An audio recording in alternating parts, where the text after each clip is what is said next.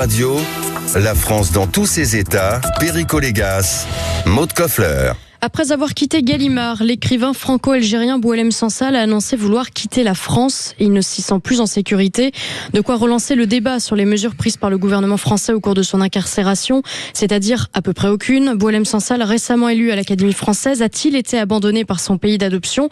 Ou est-ce Boualem Sansal lui-même qui abandonne son pays? On en parle avec l'essayiste Fergan Aziari, auteur de L'Islam contre la modernité, paru aux éditions de La Cité. Bonjour. Bonjour. Bonjour Fergan Aziari, merci d'être avec nous en direct. Merci à vous pour votre invitation. Et sur ce studio sur Sud Radio pour parler de cette étonnante polémique très violente sur les déclarations de Boualem Sansal. Sansal se casse, ciao Boualem. Est-ce qu'il faut considérer qu'il claque la porte de la France? Ou est-ce que vous le connaissez bien et il est insoupçonnable, j'allais dire, d'illégitimité ou d'hypocrisie? C'est un homme blessé qu'on a entendu, parce que pour en arriver à tenir des propos aussi véhéments, c'est un homme blessé. Vous pensez que c'est plus une humeur ou que sur le fond, il y a matière quand même de sa part à s'inquiéter et à s'indigner de ce qui se passe en France? Alors, je ne sais pas si je le connais bien. Je l'ai rencontré quelques fois, mais je ne pense pas être le plus proche. Vous connaissez la personnalité. Mais je connais la personnalité. Boualem Sansal, il faut juste situer qui il est, quel est son parcours. C'est un écrivain qui est né en Algérie, alors lorsque l'Algérie était française, et qui a été éduqué dans une tradition plutôt francophile, ce qui ne veut pas dire que l'on cautionne tout ce que la France fait, mais qui en tout cas fait la part des choses entre les éventuels forfaits de la France et la valeur de la civilisation française en tant que telle. C'est un écrivain athée, ce qui n'est pas anodin quand on est originaire du monde arabo-musulman, quand on sait que ce monde n'est pas vraiment submergé par la liberté de conscience et par la tolérance. Et donc, il n'a cessé de batailler contre les dictateurs, les théocrates qui défigurent à la fois son pays natal et qui menacent également de revenir sur les acquis les plus précieux de la civilisation française et occidentale. Cette liberté lui vaudra d'être incarcéré en Algérie. Et là où je pense qu'il s'attendait à ce que son retour fasse l'unanimité, il se retrouve en effet dans un pays où sévit une petite caste, il faut l'appeler ainsi, qui n'est heureusement pas représentative du pays, qui mène une cabale contre lui et qui lui reproche quelque part d'être un mauvais maghrébin. C'est-à-dire que le bon maghrébin est celui qui dit du mal de la France, qui va à la mosquée. En revanche, quelqu'un qui est né au Maghreb et qui préfère Voltaire et Diderot à Mahomet, celui-là est, me semble-t-il, apparemment beaucoup plus contestable. Comme diraient certains individus, il fait son français. C'est ça. Et ça passe mal. Il est considéré comme ce qu'on appelle un arabe de service, c'est-à-dire un arabe qui a le tort d'aimer les réalisations de la France, de reconnaître sa juste valeur, la civilisation occidentale, ses acquis, les lumières, et ça on ne lui pardonne pas. Il n'aurait pas payé cher cette libre pensée. Il est reparti en Algérie courageusement, il savait qu'il y avait un risque. Il a été extrait des geôles du pouvoir algérien, un peu in extremis, et au terme d'une campagne qui a quand même été, j'allais dire, assez violente, avec des tensions. On n'était pas sûr que ça puisse aboutir. Il revient, il est aujourd'hui celui, un peu comme quand Elie Barlavi a dit Israël a commis des crimes de guerre à Gaza, alors qu'il était ambassadeur d'Israël. Boualem Sansal, c'est la conscience des Maghrébins, du monde arabe, j'allais dire de libres penseurs, démocrates, républicains, français. Il dit la vérité quand il dit que l'Algérie est devenue un État barbare et que ce qui se passe en France est inadmissible. Est-ce que vous pensez que les raisons de sa colère, c'est aussi la faiblesse dont les autorités françaises font preuve vis-à-vis de l'islamisme véhément, vis-à-vis du gouvernement algérien? Quand Bruno Retailleau a essayé de rétablir un rapport de force, il a tout de suite été désavoué. On ne se fâche pas avec l'Algérie. C'est pire que ça. Boualem Sansal est arrivé en France dans l'espoir de fuir les superstitions qui ont défiguré son pays natal. Lorsqu'il a reçu le passeport français, il a manifesté son bonheur d'être enfin considéré comme étant un membre à part entière de la communauté nationale qu'il affectionne. Et que voit-il? Il voit une France qui se laisse aller, il voit une France qui se laisse elle aussi de plus en plus dominer par la religion qu'il a tenté de fuir, et pire que tout, il se fait donc attaquer par ses pairs qui lui reprochent précisément son rationalisme, son anticléricalisme, son opposition effectivement à une religion, la religion musulmane en l'occurrence, qui sème la désolation partout où elle est majoritaire. Et Boualem Sansal n'est pas hostile à l'Algérie, contrairement à ce qu'on a pu entendre. C'est quelqu'un qui aime profondément son pays natal et qui est blessé de voir son pays natal incapable de bâtir un régime prospère, respectueux des droits humains, qui est blessé de voir le monde arabe englué, là encore, dans la tyrannie, l'autoritarisme. Et donc, il ne cesse de batailler pour l'émancipation des siens, aussi bien au sud qu'au nord de la Méditerranée. Et c'est un combat qui devrait faire l'unanimité. Et donc, le simple fait que ce combat-là, aujourd'hui, soit controversé, suscite des clivages, est bien le signe, en effet, que nous sommes en train de perdre une partie de nous-mêmes en France et en Europe. Boualem Sansal est quand même traité comme un harki. Exactement. On considère que c'est un collabo anti-algérien et qu'il cautionne des thèses racistes et xénophobes. Je comprends sa colère. Est-ce que pour autant, j'en discuterai avec Luc Ferry tout à l'heure aussi, qui a certainement un avis pertinent à donner, est-ce que pour autant la formule qu'il a utilisée est un petit peu violente par rapport au débat qu'il soulève? Il a un petit peu tempéré ses propos, il en est revenu notamment auprès de nos confrères du Figaro.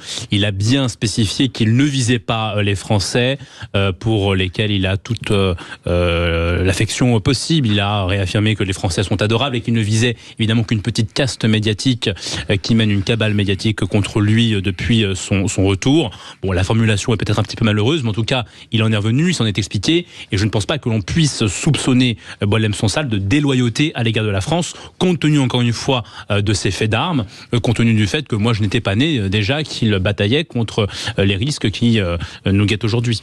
Est-ce que son arrivée chez Grasset, pur hasard, aurait un peu aggravé la polémique? Est-ce qu'il a choisi un mauvais camp éditorial? Moi, j'en sais pas plus là-dessus.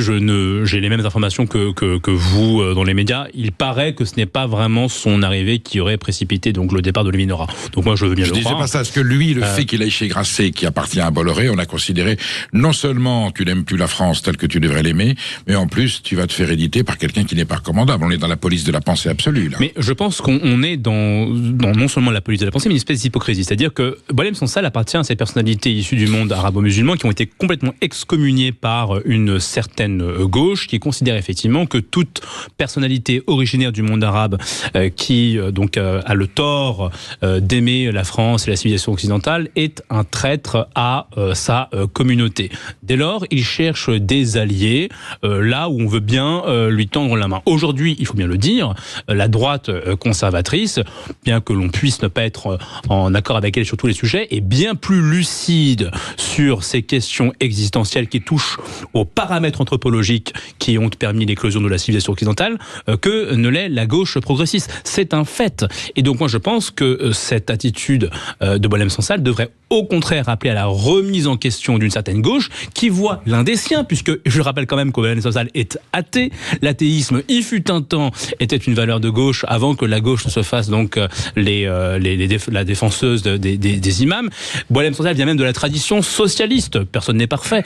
Donc il vient de cette gauche-là et aujourd'hui c'est elle qui le rejette parce que Sansal a le tort d'être un peu trop voltairien au goût d'une certaine élite germano-pratique. Il n'y a pas de confusion possible. C'est pour ça que le terme fasciste finalement est à prendre avec des pincettes, parce que ceux qui le dénoncent sont souvent ceux qui le pratiquent avec le plus de précision et j'allais dire de pertinence. Ce fascisme, ce rejet et cet anathème, la façon de jeter l'opprobre sur un homme qui est propre, qui est pur, enfin il est insoupçonnable, ensuite il peut se tromper politiquement, mais la violence avec laquelle il est dénoncé, c'est quelque chose qui est profondément désagréable. Est-ce que pour autant, on peut considérer qu'effectivement la République française ne mène pas la bonne politique vis-à-vis de la République algérienne? Est-ce que on a vu la tentative de Bruno Retailleau, j'en ai parlé tout à l'heure. Alors il y a peut-être des protocoles à respecter sur le plan diplomatique, mais est-ce qu'une fermeté plus stricte de la part du gouvernement français vis-à-vis d'Algérie pourrait changer la donne? Alors, certains ont prétexté la libération de Sansal pour nous dire, vous voyez, finalement, c'est l'échec de la méthode forte. Il me semble que ceux qui disent cela sont à côté de la plaque, parce que le simple fait que la dictature algérienne se soit permis d'enfermer Boualem Sansal en premier lieu, et on pense aussi à notre compatriote Christophe Glaise, le simple fait que l'Algérie se permette cela montre bien qu'elle le fait parce qu'elle anticipe une faible réaction de notre part. Vous savez, les dictateurs, même s'ils sont incompétents et peinent à bâtir une société fonctionnelle, n'en restent pas moins des êtres rationnels. Ils fonctionnent à travers une logique de coût-bénéfice. Et lorsqu'en effet, la France se montre faible face à des États prédateurs qui s'en prennent à nos compatriotes, eh bien, elle envoie un signal en disant « vous pouvez y aller, vous pouvez donc persécuter non seulement des Français, mais aussi des opposants algériens qui sont réfugiés en France, et il ne vous arrivera absolument rien du tout. » Et donc, si nous persistons dans ce laxisme-là, eh bien, nous mettons en danger tous ceux qui sont sous la protection de la France, et c'est le pavillon français même que l'on affaiblit. Je voudrais qu'on réécoute les mots de Boualem Sansal, pour être très précis. En France, est-ce que... Ah non, parlez plus. La France, c'est fini pour moi. Ah ben justement, vous avez quand même un certain détachement avec ça. Non, c'est fini. Il me reste quelques mois à tirer dans ce pays et je me tire. Non, c'est pas possible. Je ne vais pas maintenant me battre avec des Don Quichotte contre les moulins. Hein. Non, je vais aller... J'ai quelques années à vivre, tranquille. Voilà, je vais aller, je sais pas où, chez les Belges s'ils veulent de moi ou ailleurs. Hein. Tranquille, j'écris des livres. Ils veulent les publier, ils veulent pas, ils publient pas, puis c'est tout.